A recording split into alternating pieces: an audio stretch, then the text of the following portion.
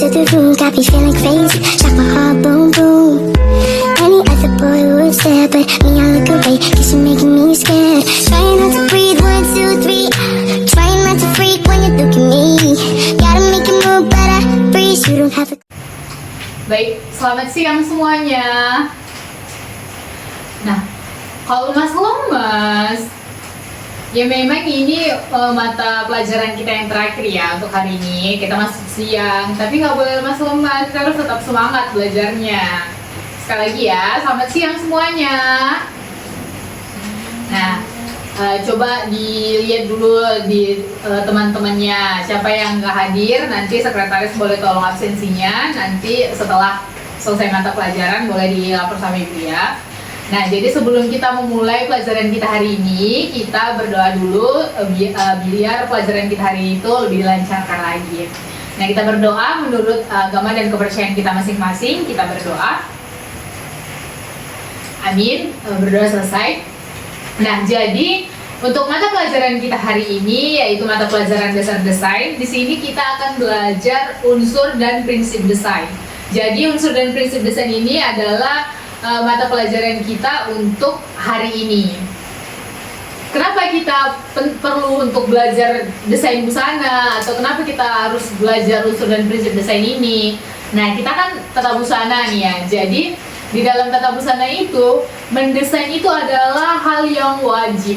Setiap apapun yang akan kalian kerjakan, setiap busana apapun yang akan kalian kerjakan, kalian harus membuat desainnya terlebih dahulu. Nah, dalam mendesain ini nggak boleh salah-salah. Itu ada unsur dan ada prinsipnya juga.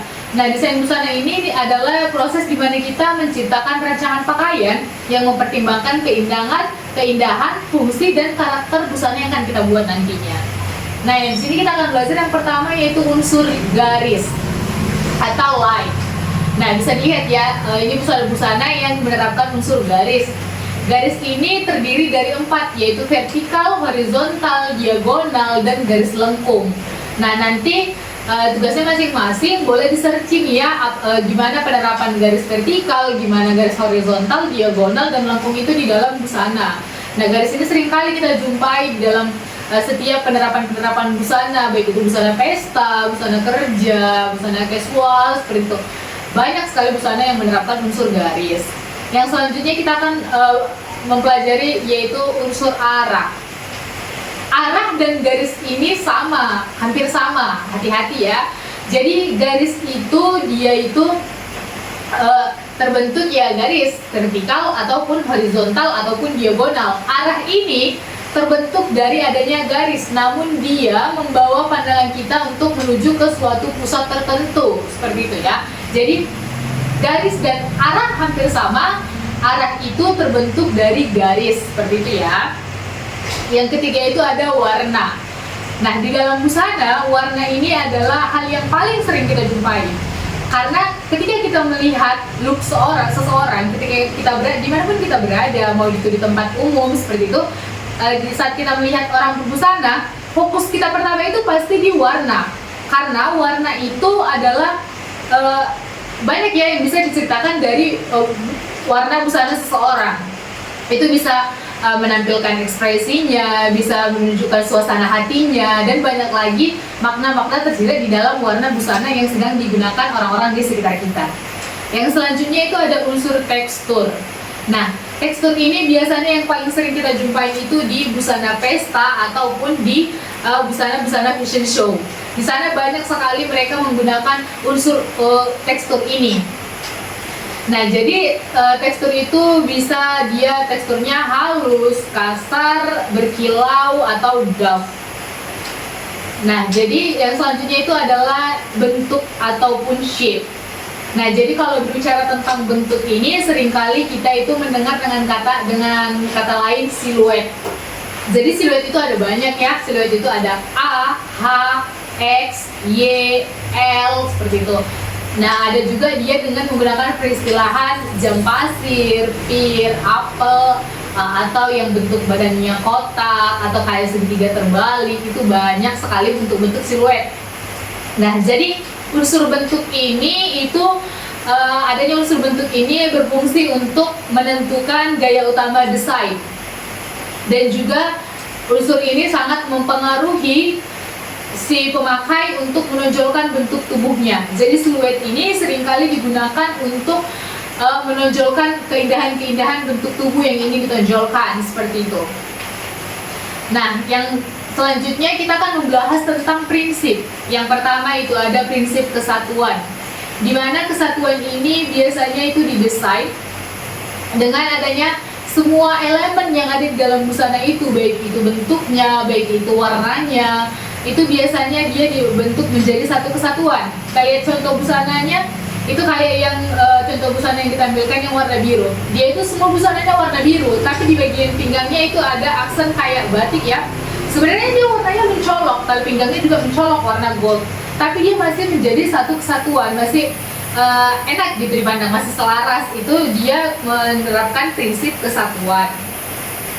Yang selanjutnya ada keseimbangan. Di prinsip keseimbangan ini dia itu terbagi menjadi 3. Yang pertama itu keseimbangan simetris, keseimbangan asimetris, dan radial. Nah, keseimbangan simetris itu dimana bentuk bagian kanan dan bagian kirinya itu sama. Jadi dia itu dibuat porsinya itu kanan dan kiri sama. Kalau asimetris dia itu dibentuknya beda. Biasanya ada yang bentuknya sebagian kanan lebih panjang atau bagian kiri lebih panjang, atau biasanya menambahkan aksen hanya di sebelah saja. Misalnya dia ada bagian bunga besar di bagian kirinya, itu dia udah menggunakan prinsip asimetris. Kemudian yang radial itu unsur desain yang tersusun dari satu titik pusat yang dia tuh membentuk pola. Misalnya dia ada satu titik pusat, dia membentuk misalnya kayak membentuk bunga gitu, atau misalnya itu sering kita jumpai di kebaya ya, dia misalnya ada satu titiknya pusat, terus dia menyebar payetnya menjadi bentuk motif bunga, seperti itu. Nah, yang selanjutnya itu ada irama. Irama ini terbagi menjadi 3. Nah, ini kalian harus hati-hati karena ini dia mirip tapi nggak sama gitu ya. Dia itu kelihatannya mirip tapi sesungguhnya dia itu berbeda. Nah, yang pertama itu ada pengulangan, yang kedua ada gradasi, dan yang ketiga ada transisi. Pengulangan ini biasanya itu sering digunakan, itu kayak kita lihat di busana itu yang bertingkat-tingkat. Nah, itu dia pengulangan. Dia ada bagian bertingkat-tingkat di bagian roknya itu, tapi diterapkan juga di bagian lengannya. Berarti dia sudah menerapkan prinsip pengulangan. Yang kedua itu ada gradasi, yaitu perubahan bertahap dari satu warna, ukuran, atau bentuk ke yang lainnya. Contohnya kayak busana yang kuning itu, kita bisa lihat di bagian lututnya itu kan, dia yang pertama bagiannya kecil, dia semakin ke bawah semakin besar, seperti itu. Nah, dia itu ada perubahan ukuran di sana. Nah, yang selanjutnya itu ada transisi, di mana transisi ini merupakan perubahan halus dan berkesinambungan tanpa pola yang jelas. Nah, kalau kayak yang irama di bagian transisi ini bisa kita lihat di busana yang coklat yang di atas itu ya. Dia ada perubahan halus dan berkesinambungan tanpa adanya pola yang jelas. Lihat itu ukuran-ukuran bagian motif busana yang di bawahnya itu. Dia kan di sana adanya perubahan seperti itu kan, tapi ukurannya dia itu nggak jelas, nggak berpola, nggak beraturan, seperti itu. Nah, yang selanjutnya itu ada proporsi. Proporsi ini itu dibuat untuk si pemakainya itu biar dia itu kelihatan seimbang secara visual, seperti itu. Nah, jadi proporsi ini biasanya itu yang sering kita jumpai, misalnya seorang berbusana nih, dia bisa kelihatan lebih pendek pakai busana itu. Misalnya kita lihat gambarnya nih. Nah, itu kan ada 3 orang tuh di dalam foto. Nah, mereka itu kita ibaratkan mereka tingginya sama. Kita lihat. Nah, bagian yang paling kanan dia tuh terlihat pinggangnya kecil. Sebenarnya enggak. Sebenarnya itu hanya manipulasi di bagian prinsip busananya, seperti itu. Nah, di bagian yang paling kiri dia tuh terlihat bahunya lebih lebar ya dibanding temannya. Padahal itu sebenarnya penerapan prinsipnya yang membuat bahunya itu lebih besar, dan kemudian kan dia ditarik dari garis pinggangnya nih. Jadi dia kelihatan lebih lebar di bagian bahunya. Padahal sebenarnya enggak. Padahal sebenarnya itu adalah manipulasi dari si penerapan prinsip busananya. Nah, yang terakhir itu ada penekanan. Penekanan ini sama bahasa sehari-harinya itu pusat perhatian. Jadi di mana dia ada satu unsur di dalam busana itu yang menjadikan fokus kita ketika pertama kali kita melihat busana itu, seperti itu. Ini kita lihat aja contohnya di kayak yang busana yang biru ini ya. Nah, kemudian itu tadi unsur dan prinsip di dalam desain. Nah, unsur dan prinsip ini memiliki hubungan dan keterkaitan. Jadi unsur dan prinsip ini berbeda, tapi mereka punya keterkaitan. Nah, kalau kalian kembali lagi melihat di contoh-contoh busana yang tadi udah kita lihat sama-sama ya, di sana itu banyak sekali dia itu menerapkan unsur dan prinsip secara bersamaan. Nanti adik-adik sekalian semuanya boleh lagi cari-cari di rumah ya, gimana satu busana itu dia itu setiap dia menerapkan satu unsur pasti ada prinsip lain yang mengikut, seperti itu. Nah, jadi di sini Ibu udah menyiapkan ada 5 gambar. Jadi masing-masing dari kalian bentuk kelompok. Jadi nanti terdiri dari 5 kelompok. Tugas kalian adalah untuk menganalisis gambar-gambar ini. Kalian nanti tentukan unsur dan prinsip dari setiap gambar yang akan dibagikan ke per kelompok. Nah, waktu kalian itu hanya 30 menit per kelompok untuk mendiskusikan apa-apa aja unsur dan prinsip yang ada di dalam busana yang nanti akan dibagikan. Hasil kalian nanti kalian boleh tuliskan di dalam HPS yang nanti akan dibagikan juga. Oke, baik, kepada ketua kelas dipersilakan ya untuk dibagi kelompoknya dan dibagikan untuk tugas per kelompoknya. Nah, baik. Nah, tadi kan teman-teman semuanya, adik-adik semuanya udah berdiskusi, udah presentasi juga mengenai apa-apa aja unsur dan prinsip yang ada di dalam busananya masing-masing, setiap kelompok masing-masing.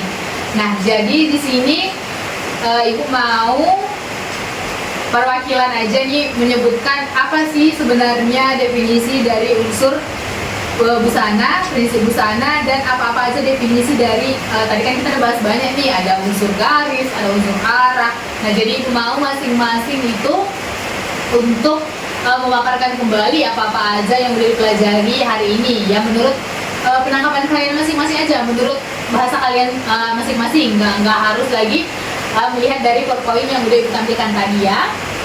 Ayo silahkan.